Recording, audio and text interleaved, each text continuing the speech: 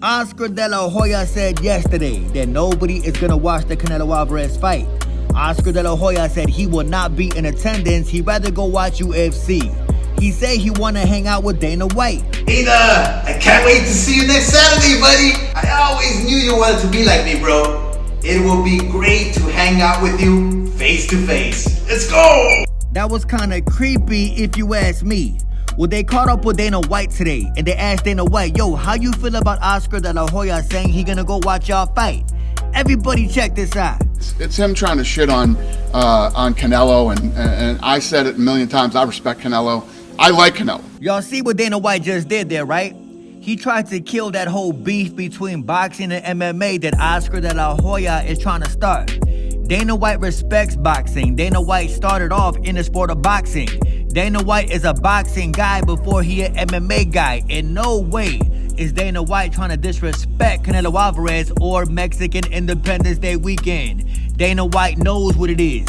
Mexican Independence Day weekend is a boxing type of night. The history of Mexico and the history of the people and their traditions and the impact that they've had on combat sports. Julio Cesar Chavez, Salvador Sanchez, all the baddest dudes that have ever come out of Mexico. Dana White ain't no crash dummy. He not a send-off. He not just gonna jump into Oscar De La Hoya and Canelo Alvarez beef just because Oscar De La Hoya is going to his event. Don't nobody care if Oscar De La Hoya will be in that building. Everybody will be tuned in to watch Canelo Alvarez knock out Edgar Berlanga. I was born ready. On top of that, Dana White is a very smart businessman. It wouldn't make much business sense to disrespect the entire sport of boxing. Oscar De La Hoya is trying to cause division between boxing fans and MMA fans. I did get death threats. Then Oscar De La Hoya jumped out his body, talking about I'm the pay-per-view king, and Canelo Alvarez versus Edgar Berlanga will not exceed 100,000 pay-per-view buys. Nobody's gonna pay $90 for this snooze fest. Just speaking facts as always. Hey, yo, Oscar De La Hoya, bro, I'm gonna pay $90, bro. It's a gang of people who gonna pay that $90 just to see Edgar Berlanga get his ass knocked out. Oscar De La Hoya, in my opinion, do not know what he talking about. On top of that, Oscar De La Hoya, last time I checked, is not the pay-per-view king. Floyd Mayweather is. Who's beating me? Something is wrong with this dude, I am telling y'all. On top of that, the fight is not gonna be a snooze fest. The only individual that will be snoozing on September 14th is Edgar Berlanga, the very soft East Coast individual. He just a dumbass fighter. And I just thought of something right this second.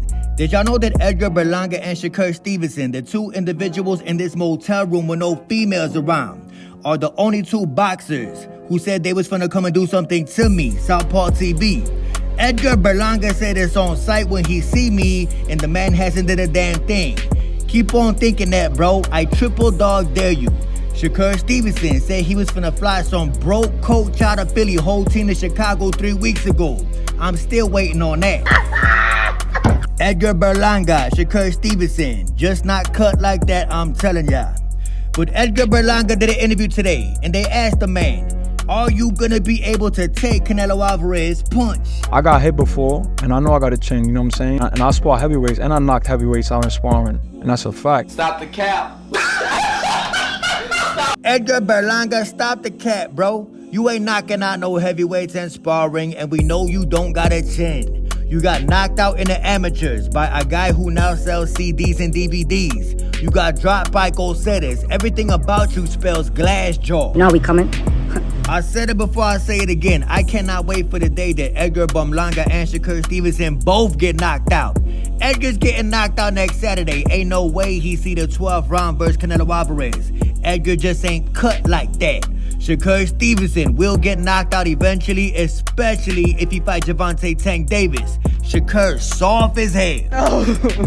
And I saw this tweet on Twitter from Michael Benson talking about which defeat of your favorite fighter made you the saddest. Y'all already know the fight that pops into my head automatically. Terence Crawford whooping on Errol Spence for 9 rounds. I did not think the fight would go like that. I was rocking with Errol Spence. I thought Errol Spence would win the fight. Little did I know that Errol Spence would get changed that night for the rest of his life. Bud Crawford beat the brakes off Errol Spence. That gotta be the saddest fight in my opinion. And low key, Deep down, y'all know that it made y'all sad too. It's a bunch of bullshit, but... And you know that I'm a fan of Ryan Garcia just because he beat up on Devin. But y'all seen Ryan Garcia yesterday clout chasing, talking about how he could whoop Terence Bud Crawford. He said that Bud Crawford would be easy work. Well, Bud Crawford responded back on Twitter today, talking about LOL, these guys are funny and delusional. Why you disrespecting mine? You know, based off Terence Bud Crawford's response, you could tell that Bud Crawford respectfully does not know much about trolling on the internet. You see, a lot of these dudes just use the internet just to troll. They don't mean a damn thing they say.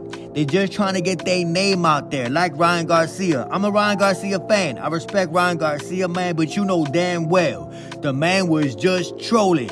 It's a lot of guys at 147.54 that ain't got a shot in hell versus Terence Bud Crawford. What make you think Ryan does? Ryan ain't ever even been a champion. I don't glorify that. Like I said, I respect the fact that Terence Bud Crawford just laughed at it because it is very laughable. Ryan don't got a chance. But I seen this dude under Terence Bud Crawford tweet, some dude by the name of Pound for Pound Boxing, whatever your name is, talking about fight Boots and stop all that tweeting. If some of y'all could remember, Jerome Boots Ennis from the softest city on the face of the earth, Philadelphia, Pennsylvania, tucked his tail when Bud Crawford stepped to the man's face. Told y'all, if you from Philly, you definitely not cut like that. Philadelphia, Pennsylvania, the city of brotherly love.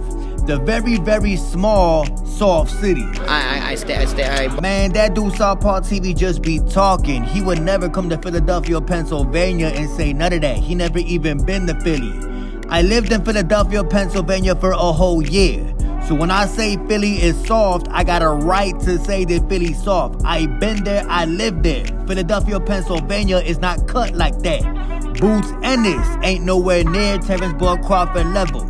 Y'all gotta accept these things.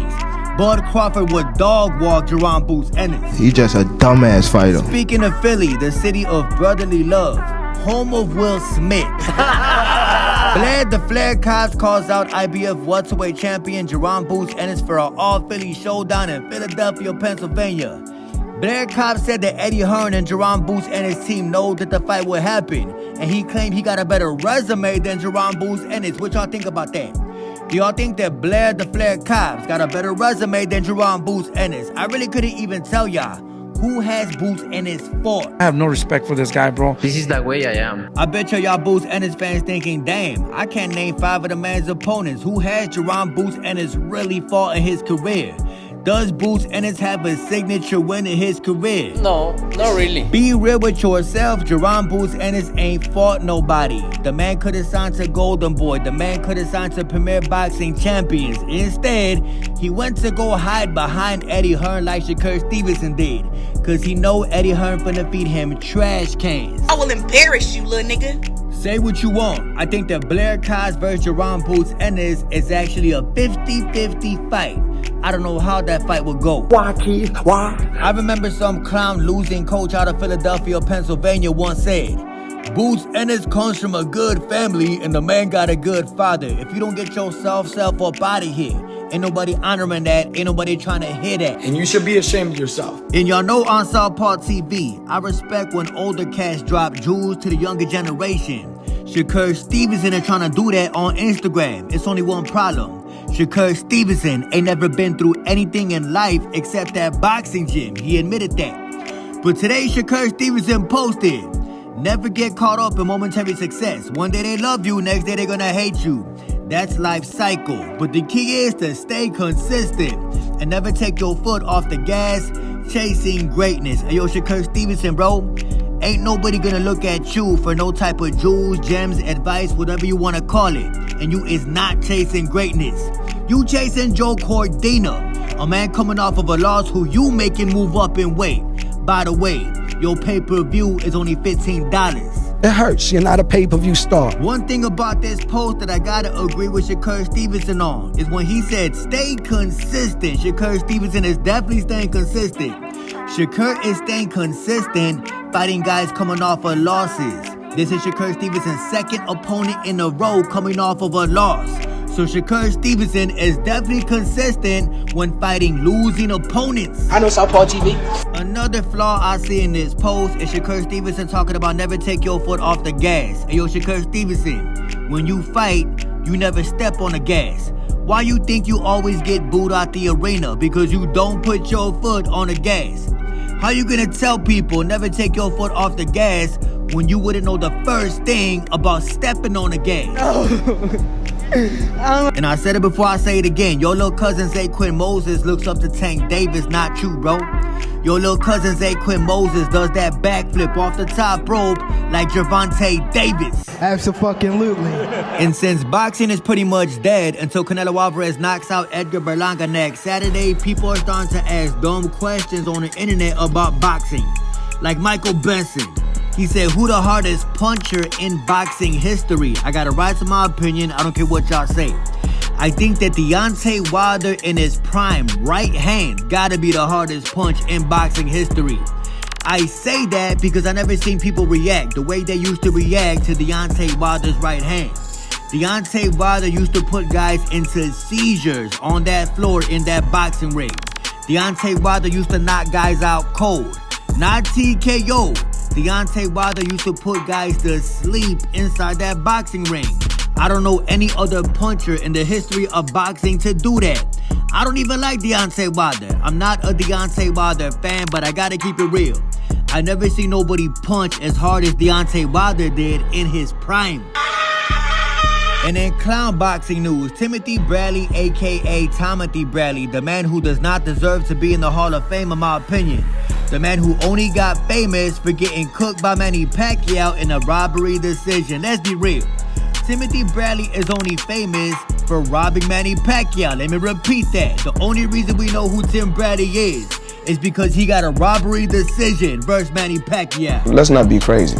You see, I understand that when you go on YouTube, once you have a YouTube channel, a YouTube platform, you gotta create some type of buzz. You gotta say things to make people open up their eyes, especially if you got a boxing podcast.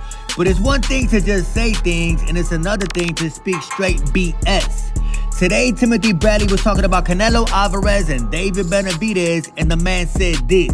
I think that Canelo beats Benavidez right now. I think he beats Benavidez. But I don't think. You see what I'm saying, right? Timothy Bradley only says what ESPN pays him to say. And when he goes on his podcast with Paulie Malignaggi, I truly believe he got some type of fugazi agenda. I truly believe that he is only on Paulie Malignaggi's show for entertainment purposes only. Paulie Malignaggi actually knows boxing. Paulie Malignaggi was a great boxer, he just didn't have punching power. But Timothy Bradley is a certified goofy in my opinion. Talking about Canelo beats David Benavidez. If Canelo was able to beat David Benavidez, he would have already fought David Benavidez. Because Canelo only fights guys that he knows he could beat. So if Canelo Alvarez knew he could beat David, he would have already fought David. Tim Bradley knows this, but he gonna lie to the public on his podcast. Bum ass nigga. Hey yo, Southpaw TV, I thought you was a Canelo Alvarez fan. I thought you was rocking with Canelo Alvarez to beat Edgar Berlanga. I am a Canelo Alvarez fan, at least for this fight. As the old saying goes, the enemy of my enemy is my friend. So I am rocking with Canelo Alvarez to whoop the wannabe East Coast gangster Edgar Berlanga. You see, I am very petty. And once you make things personal with me, knowing that you're not gonna do a damn thing like Edgar Berlanga or Shakur Stevenson or any clown out of Philly, I'm gonna say what I'm gonna say because I know y'all not gonna do a damn thing about it. Can't comment With that being said, it is officially fight week. Let's go Canelo Alvarez. You won the belt with nobody. You won the belt with nobody.